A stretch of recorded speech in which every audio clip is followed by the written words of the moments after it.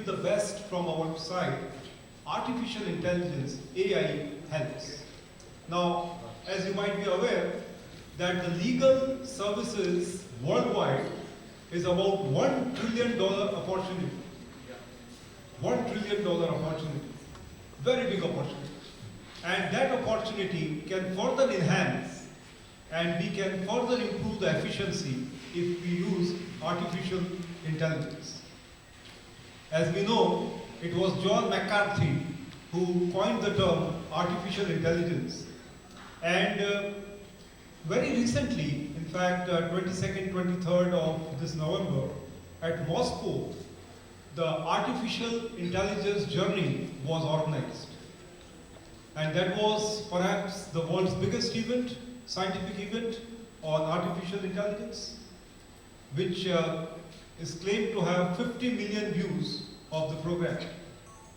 And in that, legal services was emphasized, because worldwide it is now believed that legal services will have a lot of inputs, lot of learning from the artificial intelligence, but the penetration is little low. Quite evidently, we see that in India as well.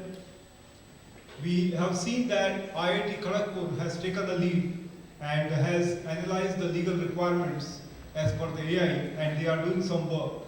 Supreme Court has Supace that has been launched. Then we have Supreme Court Vidik Anuvad software that's also available. And also auto extraction of catchphrases has been carried at the IIT Kharagpur.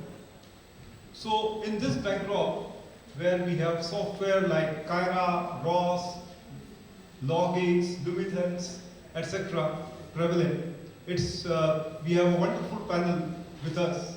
And we have Dr. Sumitra Singh ji, Sri Sayan Das ji, Dr. Kathuria ji. So what we will do is, there are some questions that we have together identified on which we can have the opinion of all the panel members. And we will try to take some of your questions also, given the time constraints. So the first thing that I would request the panel members to respond to is that we know that artificial intelligence, which is more than the programming, because it is something the computer can learn itself and do and respond, which others earlier, which was unthought of. So how artificial intelligence helps the stakeholders of the legal community? And if you would like, you can focus on discussing about a particular legal community as well.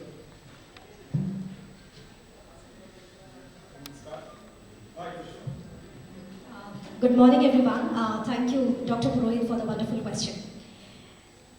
I have 3 takes on it, and in less than 2 minutes, I would like to talk about the various aspects of the question. One, that we believe India to be the followers and the envisagers of Krinvanto Vishwamarya. Let's make the entire world as noble, and with that, in the 21st century, we have partaken the use of technology, none other than artificial intelligence. Human intelligence put into a computer system, operating things. I went to Australia last year, and I saw that there are law boards. I saw that there are judge boards in the courts. So the client enters the courtroom, there's the counsel, the attorney. He or she writes the questions, and the law boards give the answers. They're all machines. The concept of judge boards is very uncommon, across the globe. Now, how the system of artificial intelligence is going to affect the entire stakeholders, in one way, I believe as a student of law and as a professional of law, that I think legal research is one big topic in which artificial intelligence is making a good demand, and because researching is one area which is very, very comprehensive and very complex. My ex-colleague Yatin sir would agree to it. Both of us have been working together. So legal research is one dimension in which artificial intelligence can provide a better pool, because artificial intelligence will relate not just law, but also it will relate other interdisciplines, primarily the IT world. Sir, I would like to quote the IT Act of the year 2001, and I think we need to make the law very much robust, because as of now also we do not have any strict rules on the IT Act which governs artificial intelligence per se. So, in the times of COVID, when the entire world became one, primarily because of the online system, we did feel that artificial intelligence is now going to rule the roost, but that's not the case. Primarily because we still are humans, we are governed by emotions. Have the students seen that movie? It was a South Indian actor, robot something. There was a robot who was acting, who was doing everything, but then there came a time when he said that no, you cannot act in a particular way in this manner because you are not a human being. We are governed by emotions, and law is for us, we are not for the law. If we remember that, we can design an entire pattern which will tell us how artificial intelligence is governing the different stakeholders. Second is due diligence. Now, how can due diligence be countered, taken into account that artificial intelligence is now ruling the roost in the 21st century? The Indian Constitution is run by the rule of law. And that in every matter, in every case, due diligence has to be considered. Consideration becomes a major point in judgment writing. So I think that artificial intelligence would, to a certain degree, apply to due diligence, but I do not think it can take up more than 60% of the fact. The third thing is prediction of technology, wherein, as I quoted Australian stance, I think before predicting technology, I think legal analysis can become one of the aspects of artificial intelligence. I'll take the discussion further now. I'll hand it over to Purohit, sir. Thank you so much, ma'am. Yes, Dr. Yatin, I think some inputs are required from your side. Now, so first of all, thank you for having me here, and I would like to congratulate INBA for organizing such an event on such an auspicious day. And we all are having deliberation on contemporary topic, that is impact or implication of AI on legal profession or legal industry. So yes, we all believe, we all agree that AI has transformed our legal industry up to a great extent. So to authenticate this particular statement, I would like to put forth some statistics regarding the market value of AI-based legal tech industry at the global level. So the market is pretty huge, market is quite huge. So there was a study conducted by Zion Market Research in 2018, which stated that the total market value of AI-based legal industry at the global level is around 300 million US dollars. So that was the figures in 2018, and it is expected to reach around 37,000 million US dollars by year 2026. So we can see the growth, and it is almost around 36% of CAGR yearly. So within the period of 2019 to 2026, so 36% of growth can be seen in legal tech, and specifically AI-based legal tech industry. Now coming on to the automation of various legal practices, Sumitra ma'am have already discussed few of the legal practices. So I'll be discussing about that in bit detail. So ma'am talked about due diligence. What is due diligence? What is legal due diligence? So it simply means that a lawyer has to go through review of hundreds and thousands of documents to reach to a particular, you can say, conclusion, or to extract a concrete information in order to solve a problem. Suppose you are a law firm and you are specialized in providing merger and acquisition services, right? So you have a client who want to, a company who want to get merged into another company.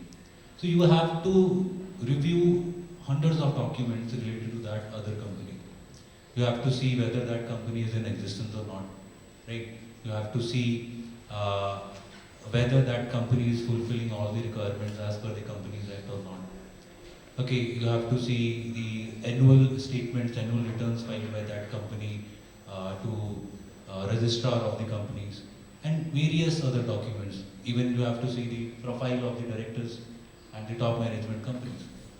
So this review process requires a lot of time, a lot of efforts on the part of lawyers and law firms. Now this can be done easily and in less time through AI softwares. So one of the software was mentioned by Dr. version, that is the Law Geeks. So that is the software which is being used for legal due diligence. And the interesting thing about this software is that the manufacturers, developers of this software claim that if a human lawyer is reviewing 5 documents regarding a contract, so they will be reviewing it around in 90 to 95 minutes. And the recommendation given by these lawyers, human lawyers, on the basis of these documents will be 80 to 85% accurate. But LawGeek software can review these 5 documents in just 23 seconds. And the recommendation will be 95% accurate. So, in case of due diligence, these softwares are making the task more easier and as well as increasing the reliability. Another software I would like to mention here is Leviton. It is also a software used for due diligence. Now, what is the special about this software? It is used for reviewing the contract in real estate sector. And this particular software can review the contracts in 20 different languages, and which is something beyond the human intelligence. You cannot, you cannot learn 20 languages at a time, but it is also expanding the jurisdiction of the law firm and the lawyers, that in different languages also you can review it. And with respect to legal research, it has also gone under automation. If you are a lawyer and you are preparing the arguments on a particular matter, you have to find the relevant case laws, you have to summarize the relevant case laws. So there is one software, Ross Intelligence, developed by a corporation in USA, being utilized in India also. So that software is not helping you to find the relevant case laws or to basically do the case analysis, but it also helps you to find relevant legislations, relevant provisions in the regulations which are related to your matter. So it is providing you a single platform where you can not just find the cases and analyze the case laws, but it is also automating the discovery of the legislation related to your matter. So another legal practice which I would like to mention is the judgment prediction. Now this is quite strange, judgment prediction. There is one software named as, I'm not remembering, the Luminance is the name of that. Luminance is the name of that particular software. And yes, Lex Machina is the another name of the software. So this software can predict the outcome of the matter. It can predict whether the judgment will be in the favor of A party or in the favor of B party. How this software is doing that? This software can predict the outcome on the basis of the precedents, as well as on the basis of the history of the judges who are going to adjudicate the particular matter. How? Now, this software basically analyzes the judgments delivered by the sitting judges in the previous cases related to basically on the similar matter. So they are basically analyzing the ideology of the judge and the ratio decidendi delivered by the judge on a particular matter. Now this remarkable technology will help the lawyers to basically decide, to make some decision whether to go up with this particular case or not, whether to file the appeal or not, or whether to settle the matter with the other party. Because ultimately, if the outcome is going to be in favor of the other party, then the lawyer will try to settle the matter instead of litigating it, and instead of wasting the time and the money of the client. Right? And plus, it also helps the lawyers to prepare the arguments according to the mentality of the judge who is going to adjudicate. Because you already know what kind of rationality will be put forth by the judges in the particular matter. So these are the various technological interventions in the legal industry through which we are basically going. So, but all the technologies basically does not come with benefits. There are some issues and challenges also, which we will discuss on the later part, I guess. So that's wonderful perspectives thrown by Dr. Yatin. We heard about the need and the relevance, what's happening in Australia when Dr. Sumitra ji was explaining, and then the benefits.